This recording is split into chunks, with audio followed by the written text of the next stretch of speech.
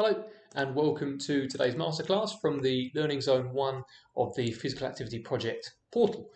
In today's lesson we are going to be learning about demonstrating how you can demonstrate and then capture your skill and strategic proficiency in your chosen sport. Because obviously in your PAP you not only need to be able to train to improve, but you need to showcase your level at the start and at the end. So having these tools in your toolbox to be able to show a skill off and then capture it in the right way, you're going to have the right evidence and enough of it to make a really good comparison at the end to draw some powerful reflections and evaluations at the end of your PAP. So more specifically, we are going to be looking at the range of different ways that you can demonstrate a skill or a strategy. Then we're going to look at a range of ways that you can then capture it.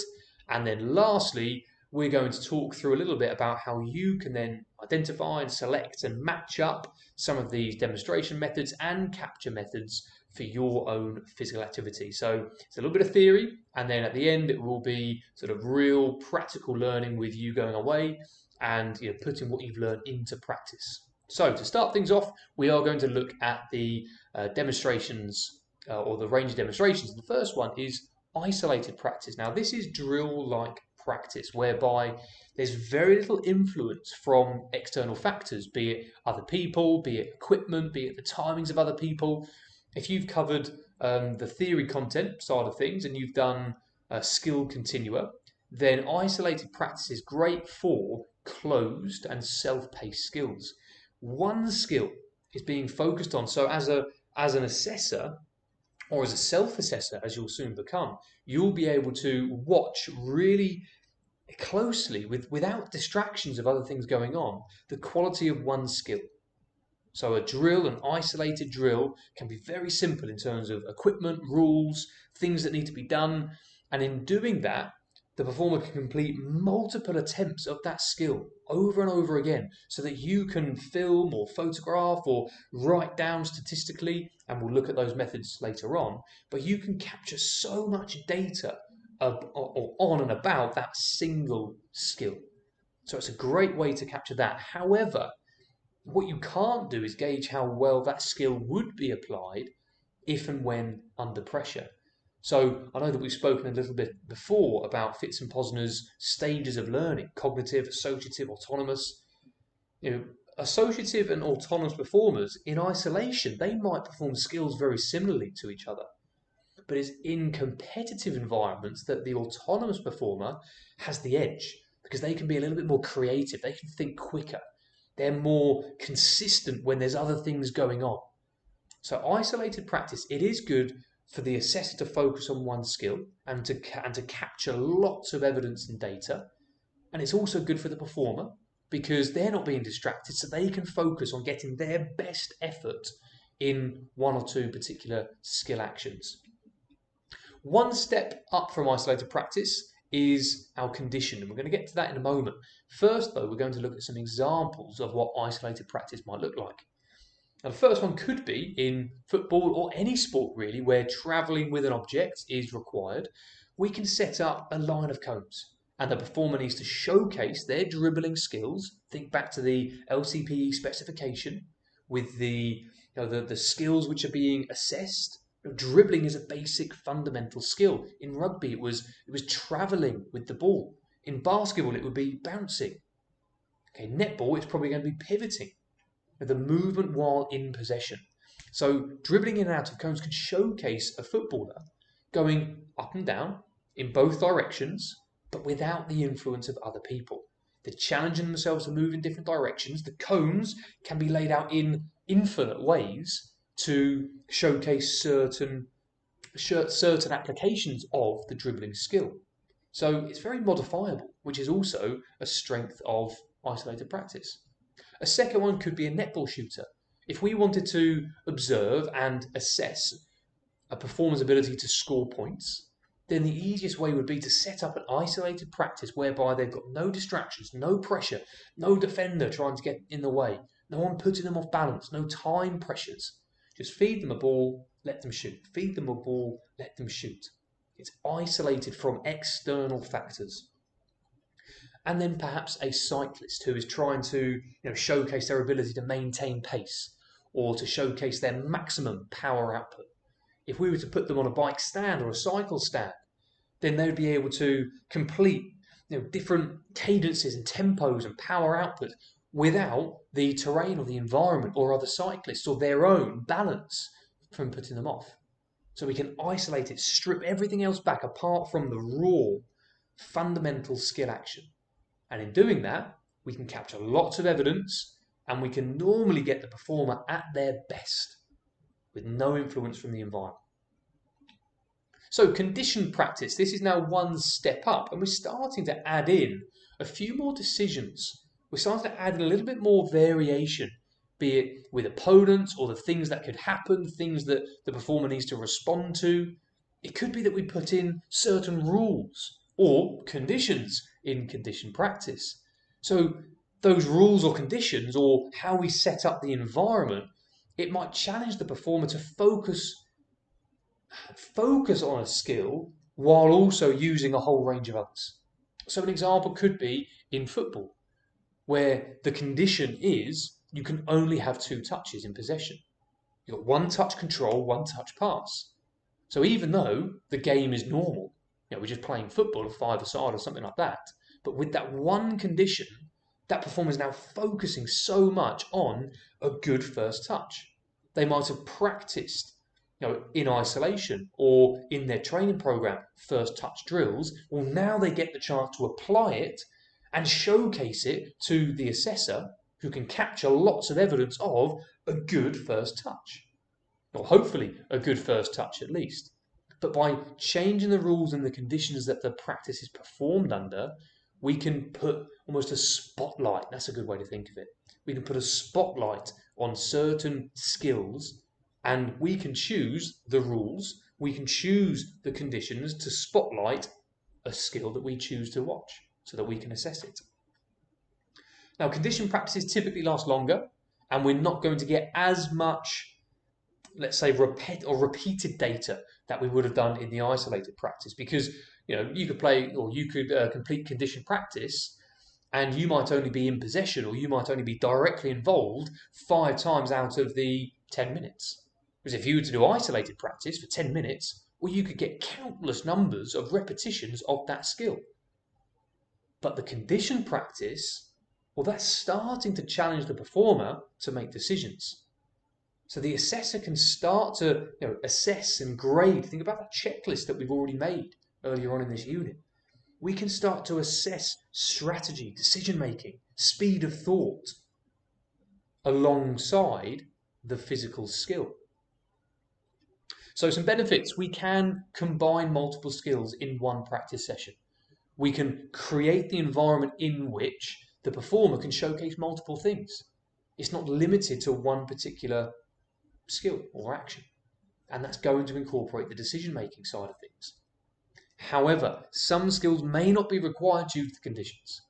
The open environment of different opponents, more factors, more things open for change, that might unfold in a way that some skills won't be used.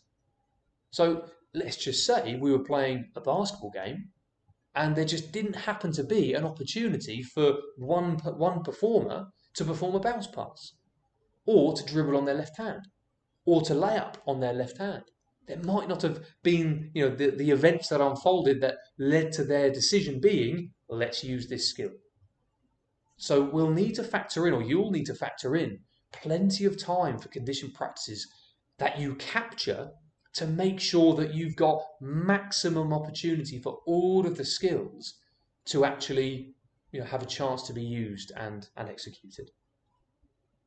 So some examples. Our first one there could be an open cricket net practice. Now, an isolated version of this could be with a bowling machine, where you can program it, similar to tennis. You can program it to firing a ball down at a certain speed, certain spin, certain bounce point, certain line, offside, leg side. But with an open net session, with a variety of bowlers, they might be given a brief to bowl within. So it might be something like always bowl it, I'll put it down there, I think, always bowl it down leg side. So we could even put maybe some duct tape, some gaffer tape, creating the zone that all of the bowlers need to aim for. Everything else is open for interpretation, speed, spin, things like that. But they have to hit that zone. So that batter is developing a certain skill that's been selected, but with a more open environment.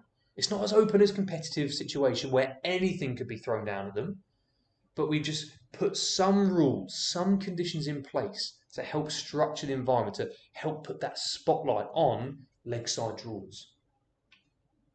Second example could be keep ball in soccer. So where it might be two teams, or it might be one or two defenders versus 5 or 6 attackers, and if you're on the attacking team, keep possession. If you lose possession, you go into the middle. Piggy in the middle, more or less. But it's a conditioned game because it's definitely not isolated, because there's players moving, the ball's going at different speeds, fatigue levels are changing. We could alter the space, the amount of touches, how quickly the defenders can move. So many things can be changed and altered, and so many things in play at once. But the spotlight is on quick, short passing, keeping it on the floor. For the defenders, they're practicing closing down, anticipating from the first touch where the ball's going to go next. Capture it, enough of it, and then you've got evidence to review later, and you'll be able to see some skills in a more open environment where decision making is being applied as well. And thirdly, could be an offence and defence practice in Gaelic football, where a performer might be challenged to move from one end to the other, but they've got the decision to make. Do I pass it or do I solo?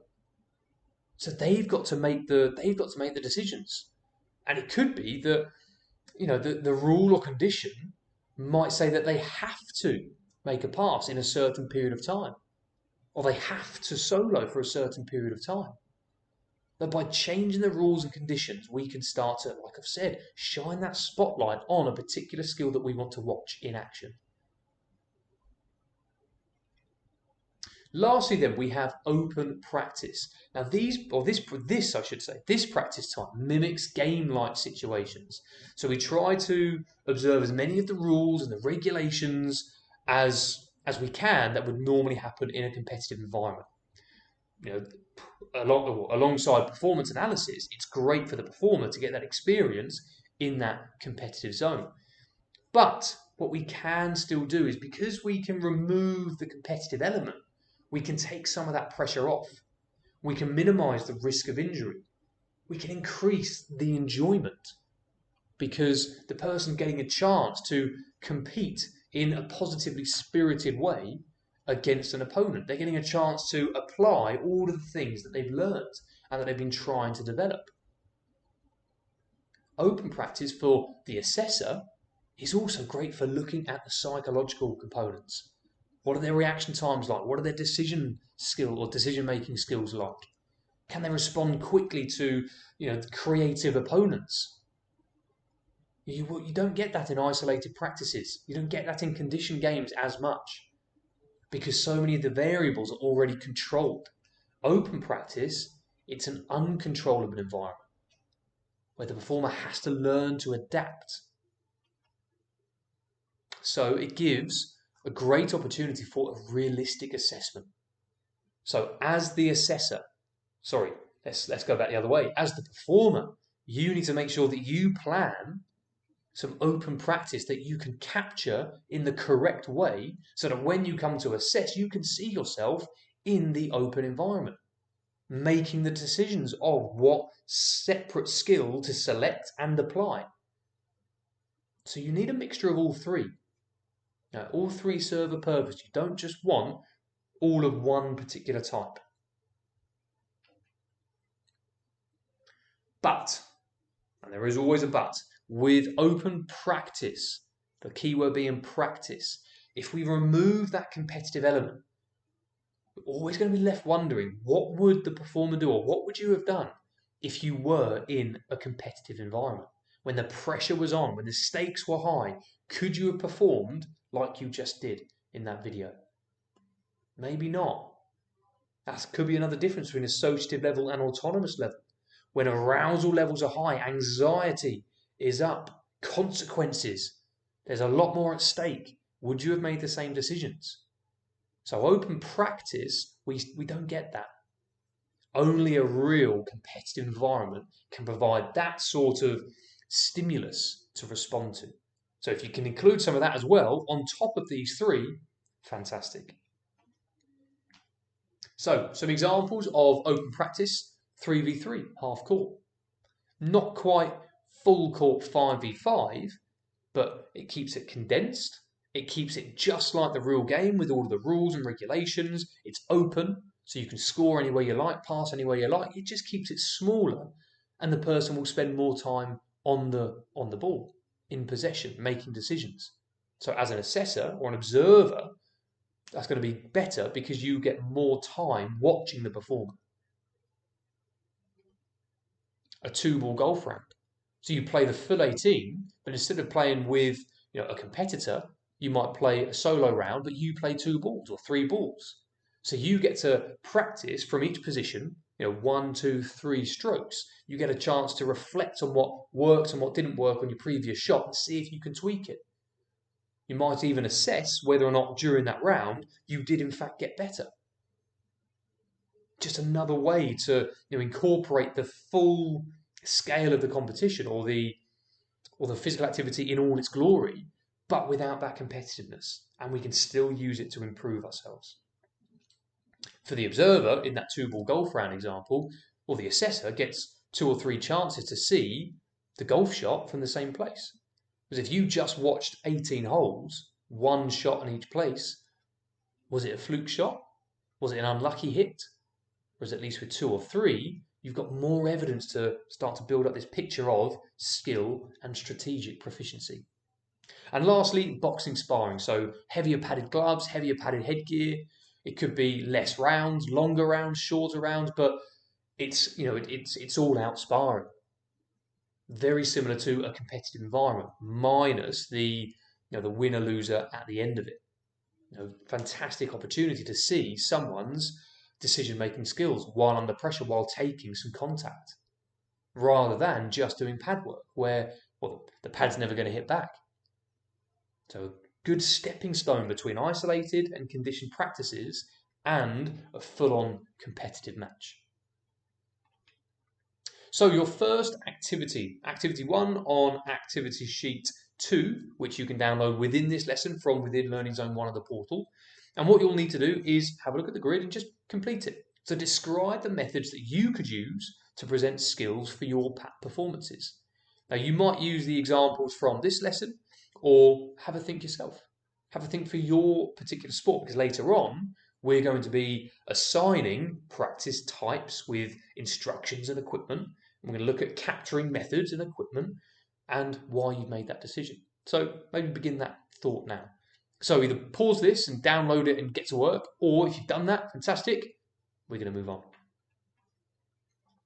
So our second learning objective is to know a range of methods to capture so that you can assess performance quality.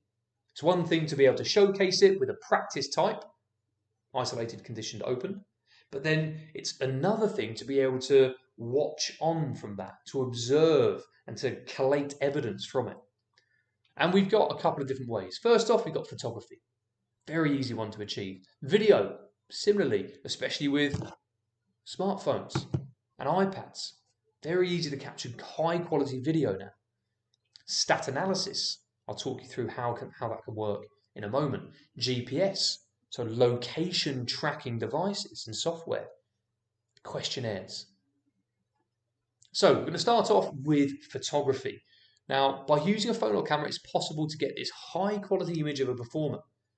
But it's important that if you are doing that, you need to try and get a range of photos, not just generic, this is the person in the sport. We need to try and get preparation, execution, recovery stage. Because if we can get the beginning to end snapshot, almost like a burst photo of a skill being executed, if we can get that burst from beginning to end, we can compare that to the pro, like this rugby example here. We can look at the preparation phase. Is it different? Is it the same? Where do variations happen?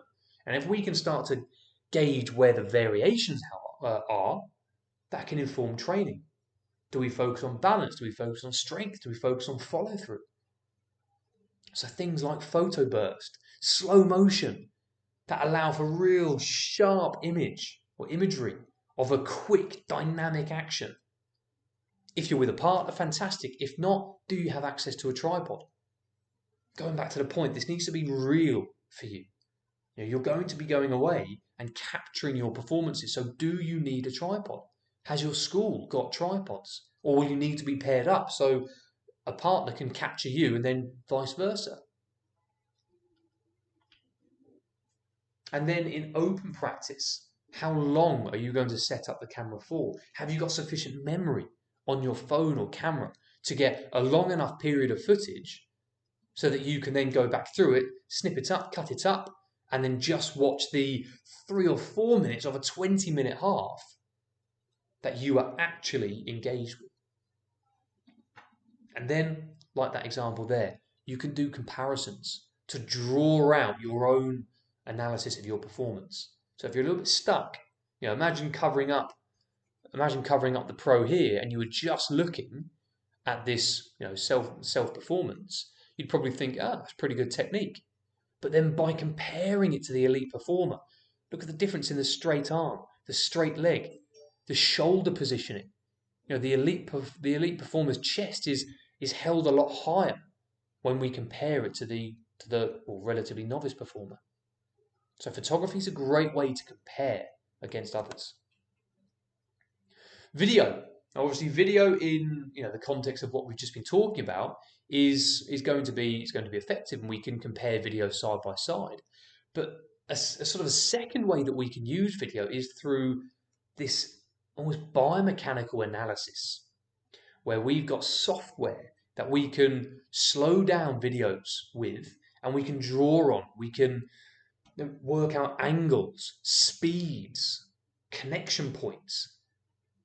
And we can replay these videos so slowly and really gauge the difference between a pro and the novice, or yourself and an elite performer. Now, the software itself might be, obviously this video here is higher level, so that might not be completely accessible for you. But have a look on the App Store. See if you can find an app which can slow down video footage for you in your area on your phone, be it iOS, Android. Have a look to see if you can then annotate on that video yourself, because it's going to help massively when it comes to finding out where, particularly in areas that need improving. This slow motion, careful analysis of a video replay. Stat analysis or statistical analysis. Again, there will be apps out there. So it's up to you to research in your area, on your phone, on your device. Can you access a facility which allows you to tally up possession points, tally up rebounds if you're doing certain sports? Or you could go old school and have an observer with a pen and paper. Now you write down the things that you would like them to observe, and then whenever they see it, they make a tally or a tick. You don't think you have to go, 21st century, technology, everything. It's about collecting data, this raw data. And essentially someone is needing to observe you and make note of what they observe. But you need to provide the resources and the tool for them to then take that data down.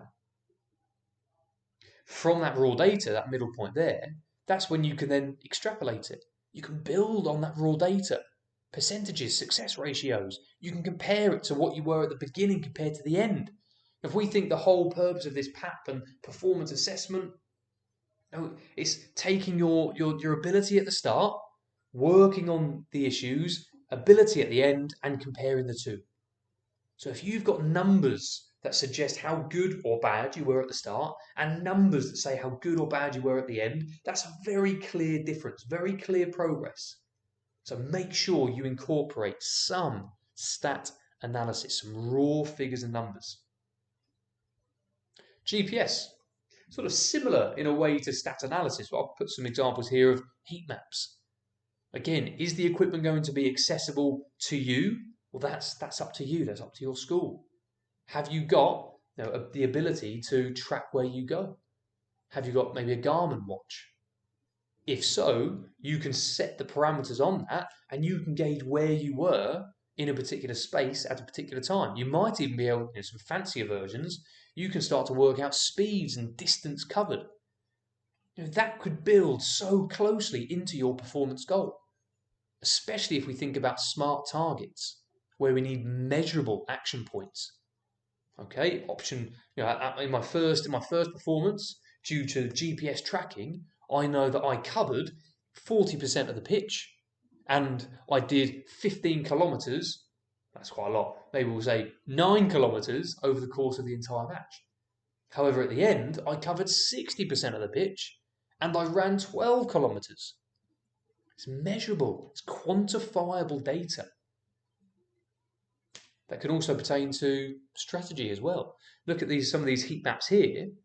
I wonder if you'd be able to guess which position these performers were in. Defender? Well, probably that top left one, spending the majority of the time around their own box and then sometimes going up for a corner. So GPS can paint a picture of where you were and where you travelled during a competition. And questionnaires. Okay, slightly different. It's not going to be as quantifiable perhaps, but you can start to gauge things like confidence, competence, anxiety, arousal, level of preparation, level of focus, psychological preparedness, a big part of the theory content that you'll be covering. And you can question either as the performer, you can write the questions and then complete your questionnaires before your practice, or you might ask a partner to create the questions for you. You might work together to generate a list of questions that you think would be suitable for your sport, your activity, to gauge how well prepared you were and how you felt during or after the competition. And over time, that second point there, you'll be able to observe patterns. So it could be, for example, that you say, how do you feel about training today? If you're doing isolated practices, yeah, I feel good. Ask them again, how do you feel about practice today? Conditioned practices, a little bit more uneasy. How do you feel about practice today? Open practice, competitive environments. A little bit nervous, actually. Right, so maybe the performance goal could be to work on psychological preparing techniques so they don't feel as anxious in open competitive environments. So to put that into action, activity 2 is now ready for you to do. So what you need to do is obviously download the activity sheet, which you already have if you did activity 1. Complete the grid and describe the skill capturing methods. Use the examples from the lesson, describe what it is, what it entails, just to get this overall picture of this is almost going to be your resource bank, your toolbox that you can draw on shortly. So if you haven't done that, pause it and go and do that now. If not, or if you already have, then we're going to carry on. So last part of this lesson is for you to be able to identify appropriate methods to demonstrate and capture your own performance, so your proficiency. And well, before you even complete your PAT, you first need to assess your current level of performance, which is the whole point of this lesson really. It's giving you the tools to go away and assess your performance properly, to get sufficient data and evidence that you can then watch back and analyze to produce these performance goals. So using research from previous sessions and today's work, you now need to link the following together. What skills and strategies exist in your sport, both core, specific, the assessment and grading criteria, that descriptive language that we've done in one of the previous lessons. You then need to look at a range of practice contexts that could showcase your capabilities. Now this might be isolated, conditioned, open. But you also need to be thinking, well, what are you going to do specifically in isolated practice drills? How are you going to set them up? What equipment are you going to use in a way that mimics the skill in the competitive environment? If you were to strip everything back and just leave that core skill, What could you set up or design and complete that would show off you completing that skill as well as you possibly can? That's what you need to be thinking about now. And then lastly, when completing that activity, that skill practice, be it isolated, condition, open, whatever you come up with, how are you going to record it? How are you going to assess and capture your level of performance? How many you did right? How many you did wrong? Your consistency, accuracy, overall effectiveness. How are you going to log your effectiveness, basically?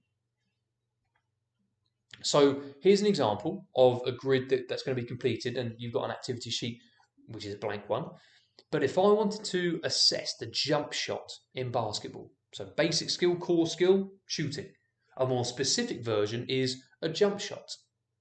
How could I demonstrate my jump shot quality?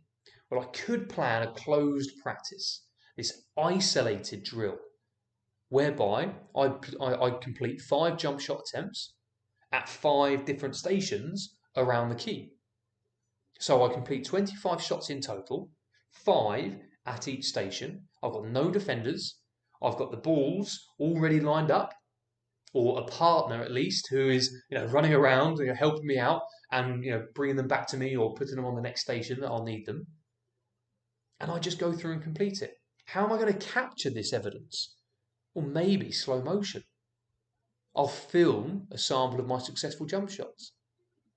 So I've now got a video footage of 25 of my shots from a range of different locations, not under pressure. I can then go through and record how many I hit, how many I missed.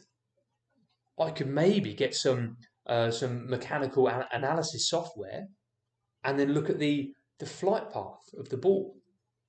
Could I work it out, even if I didn't have that, if I was watching it back on an iPad, if I was side on, I could at least work out the horizontal line, and I could work out a rough shot angle, or at least the drop angle into the hoop. So you need to get creative, really. How can you record and capture you demonstrating your skill as well as you can? And then how have you captured that so that you can then assess it at a later date? Second example could be a condition practice. 2v2 half-court game in which jump shots are worth 3 points. Well, if I know that a jump shot from anywhere is worth 3 points, layups are worth 2, and a 3-pointer is now worth 1, well, I'm going to be doing jump shots as many times as I can. So I set up the camera in the corner, I film the whole session, and then I can watch back and count how many times I hit them in open play. When a defender was 1 meter away from me, roughly, did I hit it or miss it? When I wasn't under pressure, did I hit more or less? So you can start to get imaginative with how you start to extract the data from how you've captured it. And then stat analysis. That's exactly what I've just been talking about. Percentages, ratios, success, hits, misses. So it's up to you to get creative. Pick the skill. Pick the skill, understand what correct execution would look like, then design a drill or multiple practices that can then show off you performing that. And then whilst you're showing that off, what's going to be running? How are you going to record you showing it off? And there is a third activity to help you do this. So using activity sheet 2 again, complete the table and link those three columns together. Activity, method of presentation, method of capture. And you should start to see this thread forming between skill, practice, capture. Skill, practice, capture. And at the end of this, before you go off and actually put this into practice, you can have a quick rundown, get an equipment list, get of training equipment and capturing equipment. And that's going to aid your organization. That's straight away removing barriers and challenges that you might have to refer to during your reflection in 7, 8, 9, 10 weeks' time. So have a look at activity 3, complete those 3 columns, and be as detailed as you can with this guide, because so much of this is going to inform how you complete your performance analysis. And with these practices and drills, you're going to be able to take a lot of them into your training program as well. So be detailed, be creative, and get that common thread running through. Which brings us to the end. So I hope now you know a range of ways to showcase skills, to demonstrate them. I hope you know a range of methods that you could use to capture and quantify so that you can assess your performance. And in that last activity, it's now time to think about what you can do. Which ones suit you and your activity? And get detailed and creative. What are you going to do to show off your skill, capture it so that you can assess it? And that is that. So I hope that helped. If you haven't already, then stop the video, do activity 1, 2, and 3, complete those tables. You can go back through this PowerPoint as much as you like. And yeah, I hope that helps, and I'll see you in the next lesson.